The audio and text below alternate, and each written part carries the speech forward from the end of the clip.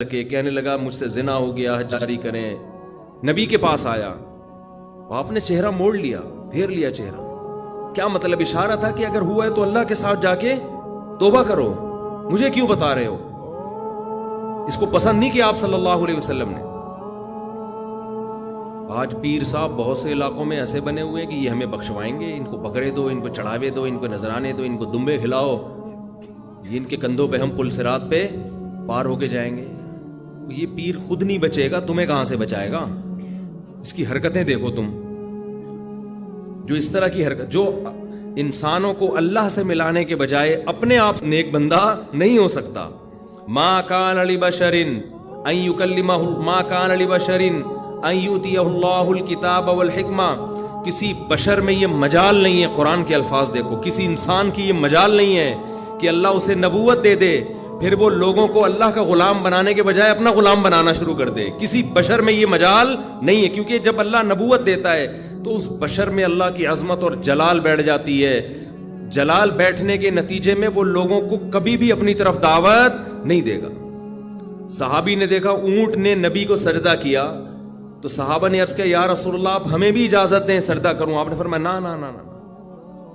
آج بتاؤ کوئی کسی جاہل پیر کے ساتھ یہ منظر ہو، کوئی جانور آ کے سجدہ کر لے، وہ تو خوشی سے پاگل ہو جائے گا. وہ تو کہے گا دیکھو جب یہ کر رہا ہے تو تم کیوں نہیں کر رہے؟ نبی نے اپنے گھر سجدہ کرنے سے منع کیا. آپ صلی اللہ علیہ وسلم نے فرمایا اللہ یہود و نصارہ پہ لعنت کرے، انہوں نے اپنے پیغمبروں کے دنیا سے جانے کے بعد اپنے پیغمبروں کی قبروں کو سجدہ گاہ بنا لیا، اپنے پیغمبروں کی قبروں کو عیدگاہ بنا لیا، جیسے عید میں میلے ٹھیلے ہوتے ہیں. اسی وجہ سے پیغمبر صلی اللہ علیہ وسلم کی قبر پہ میلے ٹھیلے رش لگا کے بیٹھنا اس کی اجازت نہیں ہے. بس صلاۃ و سلام پڑھیں اور وہاں سے نکل جائیں. کیسی حفاظت کی؟ دنیا میں سب سے افضل انسان، جس سے افضل اس کائنات میں کوئی پیدا ہوا ہی نہیں، وہ محمد صلی اللہ علیہ وسلم ہے. لیکن آپ کی قبر پہ نہ کبھی سجدہ ہوتا ہے، نہ کوئی میلے ٹھیلے لگتے ہیں، نہ آپ کی قبر کی طرف رخ کر کے آپ سے دعائیں مانگی جاتی ہیں. یہی آپ کے سب سے افضل ہونے کی سب سے بڑی دلیل ہے کہ انہوں نے اپنی عبادت نہیں کروائی. کبھی ہم قبر پہ یہ نہیں کہتے کہ یا رسول اللہ آپ ہماری مدد کر دیں، یہ شرک ہے.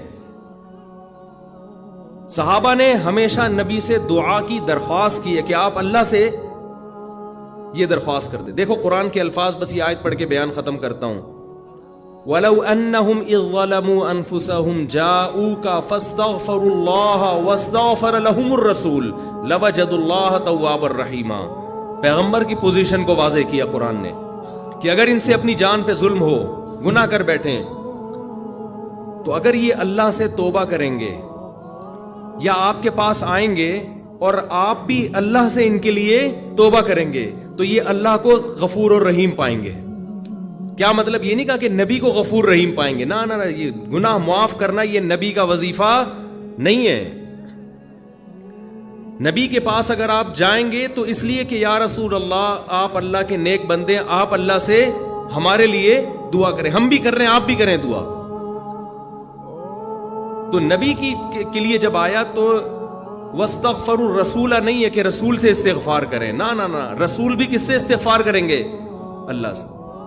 علماء کہتے ہیں درود شریف جو ہم پڑھتے ہیں نا، اللہم صلی علی محمد، اے اللہ محمد صلی اللہ علیہ وسلم پر رحمتیں بھیج، اس درود میں عقیدہ توحید اور زیادہ راسخ ہو جاتا ہے کہ ہمیں یہ سکھایا گیا ہے کہ جیسے ہم اللہ کی رحمت کے محتاج، پیغمبر صلی اللہ علیہ وسلم بھی اللہ کی رحمت کے محتاج ہیں. ہاں ہمارے درود کے محتاج اگرچہ نہیں ہے، ہمیں جو حکم دیا جاتا ہے وہ اس لیے تاکہ ہم بھی سمجھ جائیں، لیکن ہمیں حکم دیا کہ اللہ سے دعا مانگو کہ آپ پر خصوصی رحمتیں نازل فرمائے. اس سے پتہ چلتا ہے کہ نبی بھی کس کے محتاج ہیں؟ اللہ کی رحمت کے محتاج.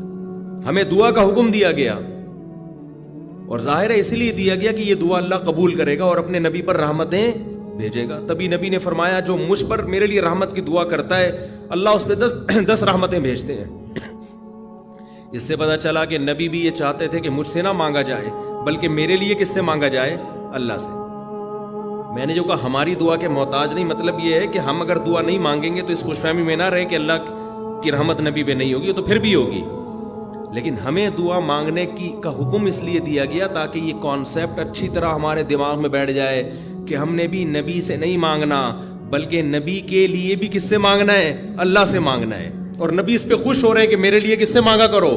اللہ سے. خوشخبریاں دے رہے ہیں کہ تم میرے لیے اللہ سے مانگو گے. دیکھو جس میں تواضع ہوتی ہے وہ آپ کو دعا کے لیے کہے گا، جس میں تکبر ہوتا ہے وہ کبھی آپ کو کہے گا دعا کے لیے؟ وہ کہے گا یار میرے لیے دعا کرو کہ اللہ میری حاجت پوری کر دے. وہ نہیں کہے گا. وہ کہے گا تو کون ہوتا ہے میرے لیے دعا کرنے والا؟ میرا خود اللہ سے اتنے تعلقات ہیں، میں خود ہی کہہ دوں گا. لیکن جو چاہتا ہے کہ مجھ پر اللہ کی رحمت ہو وہ ہر ایک سے کہہ رہا ہوتا ہے بھائی میں خود تو مانگ رہا ہوں، شاید اللہ آپ کی سن لے، آپ بھی اللہ سے میرے لیے دعا مانگیں. تو یہ اس کی علامت ہے، یہ اپنے آپ کو اللہ کی رحمت کا، دعا کا بہت زیادہ محتاج سمجھتا ہے. ہمارے نبی سب پیغمبروں کے سردار، لیکن تواضع کتنی، امت کو ترغیب دے رہے ہیں کہ میرے لیے اللہ سے کیا مانگا کرو؟ دعا مانگا کرو. اور ترغیب دی کہ جو میرے لیے ایک دفعہ رحمت کی دعا مانگے گا اللہ اس کو خوشخبری دے رہا ہے کہ اللہ اس پہ 10 رحمتیں نازل کرے گا. اور فرمایا جمعے کے دن مجھ پہ زیادہ درود بھیجا کرو. کیا مطلب؟ درود بھیجنا کیا ہے؟ نبی کے لیے اللہ سے دعا مانگنا. تو اسلام نے شرک کی بنیادوں کو جڑ سے اکھاڑ دیا کہ نہیں اکھاڑ دیا؟ اس کے بعد بھی کوئی اگر یا رسول اللہ مدد کہتا ہے، یا رسول اللہ انظر حالنا واسمع قالنا، اور نبی سے دعائیں مانگتا ہے، تو آپ سوچو وہ 180 ڈگری کے زاویے پر چل رہا ہے اسلام کی تعلیمات سے. اسلام ادھر اور وہ بالکل اس کے اگینسٹ. بار بار حکم دے رہا ہے اسلام کے نبی کے لیے دعا مانگو. کس سے؟ اللہ سے. خصوصی رحمتوں کی دعا مانگو نبی کے لیے. اور نبی نے یہ بھی فرمایا کہ اذان کے بعد میرے لیے مقام محمود کی دعا مانگو اللہ سے. ایک مقام ہے جو ایک ہی شخص کو ملے گا اس کائنات میں. نبی نے فرمایا مجھے امید ہے شاید مجھے مل جائے، تو اللہ سے دعا مانگا کرو. وَبَعَثْهُ مَقَامًا مَحْمُودًا لِلَّذِي وَعَدتَّ. تو نبی ہمیں دعائیں سکھا کے گئے کہ میرے لیے بھی قیامت تک دعا مانگتے رہو. کیسی عقیدہ مضبوط کیا ہے کہ بھائی محتاج ہی میں سب کس کے برابر ہیں، سب ایکول ہیں، سب اللہ کے محتاج. تو اللہ تعالی ہمیں شرک کی نجاست سے، گندگی سے توبہ نصیب فرمائے، اور ہماری ناک کے جو سینسر ہیں نا ان کو اللہ ایکٹیو کر دے کہ ہمیں شرک میں اسمیل محسوس ہونا شروع ہو جائے. ابھی وہ ڈیمیج ہو چکے ہیں قبروں پہ سردے دیکھ دیکھ کے اور شرک کر کر کے اور بت پرستی دیکھ دیکھ کے.